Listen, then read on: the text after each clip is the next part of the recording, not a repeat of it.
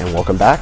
Extended version of Localite today. We're discussing the Dalles Dam. I wanted to talk to you about the navigation lock.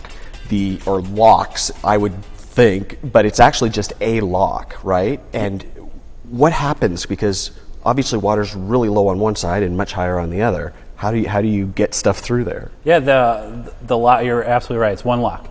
And it's a vital part to the dam structure itself, but also getting people from below to above. The best way to think of a lock is it's an elevator. Okay. So if you're down below and you need to get up, you come in the lock, we pump some water in there, and you get up to the same level and you drive out.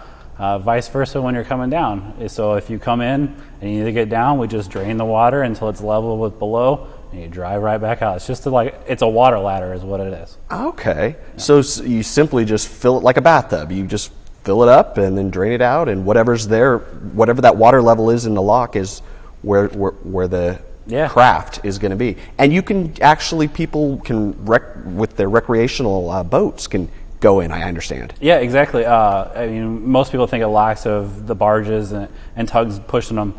But yeah, people with recreational boats, I mean, we get a lot of people that cruise the Columbia River. They bring up their big cruise boats, their personal cruise boat, as well as commercial cruise boats, or just a little plain 20-foot boat. As long as it's got a motor and it's a boat, unfortunately not jet skis, but a boat, you can come in. We do have scheduled times. We post those every year. Usually it's about every 3 hours, so it'll be like 6, 9, 12, 3, and then it'll be a set time just for recreational guys. Oh, okay. Yeah. So there is a set time. I mean, you can't just show up anytime and the gate's open. Well, yeah. What happens if you're a recreational boater is that you can either call on the marine radio, or there's what they call a pull cord right on each side of it. And you go up there with your boat and pull the cord, and the operator that is managing the dam will answer. It's like a two-way radio. Oh. And you tell them that they need a lock, and if they are available to help you out, and it's not a scheduled time, sometimes they'll help you out. But if you're going to do the trip or need to get through, it's best to plan to be around one of those times. Okay. Yeah. And is there a charge for that? No, there isn't. No. Okay. No. So if, say, I want to take my boat in there and get up to and go on to the John Day side, yep. Thank you. I could do that. There's places that I could pull a cord and talk to the lock operator and do it. Yeah, exactly. I mean, we're actually installing some new signs there, so it will give you the direction of how you need to do it. I mean, you pull it, it'll tell you how to pull it, how to pull the cord, and who's going to answer.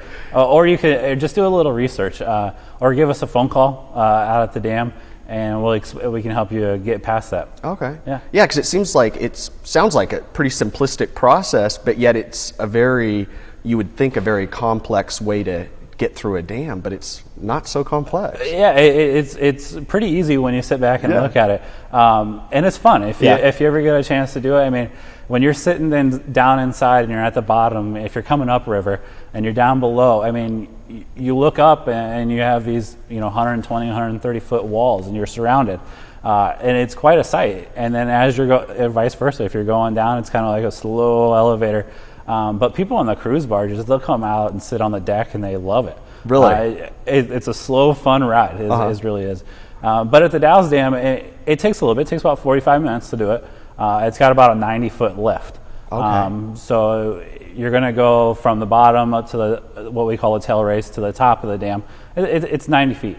And then you go up to like John Day's is a little bit higher, Bonneville's is a little lower. It just depends where you're at in the river. Okay. Yeah. How big of a boat can get in there? The lock are pretty big. I mean, instead of throwing out dimensions, if you look at a barge and a tug, so a tug with 4 barges, 2 long, 2 wide, can fit in there. Okay. Yeah. Is it a pretty snug fit? They have about, I mean, in the overall picture, it's snug. But, I mean, if you go and look at why they're in there, they got about 5 feet. Yeah. They're tough to drive. But we help them. We have guide walls that help them. So we prep for that. So if they need a little help by sliding in, using the wall, they can do that and not damage the lock. Okay. And out here with the wind, it's tough sometimes. even though those guys are really good at what they do, that wind sometimes when it's blowing 60 mile an hour, it doesn't help trying to get it into a lock. Right, right. So the locks are obviously very important then to commerce, because I mean there's a lot of stuff that's being transported up and down the river. Do you have any idea how it compares with like maybe semi trucks? Yeah, you're absolutely right. I mean, a lot of stuff goes through the locks, and they use the barges. If you take what a normal barge that goes through the Dalles Lock and Dam, which is 4 barges tied together, that equals about 550 trucks on the interstate. Really? Yeah, it's a huge amount compared to even trains. I mean, it's about 1.5 trains. It's great. You can bring more things at one time, so it's less fuel, less cost, those types of things. But the types of things that they do bring are very essential to not only the people in the Northwest, but all over the world. They bring grain from the eastern Oregon, Idaho area, all the way down from Clarkston, Idaho, all the way out to the mouth of the river. So it plays a vital role in not only commerce and the people of this area, because we do get some of those goods. Fuel comes up this way. Without the cheapness of using the lock, who knows what the price of fuel could be. Yeah, and commerce goes way back. I mean, we were talking earlier about Celilo, and you actually there was sort of a way to get boats around Celilo Falls before the dam. Yeah, before the Dalles Dam was built, they had the Celilo Canal, and what it was a 7 mile long way to get around the falls.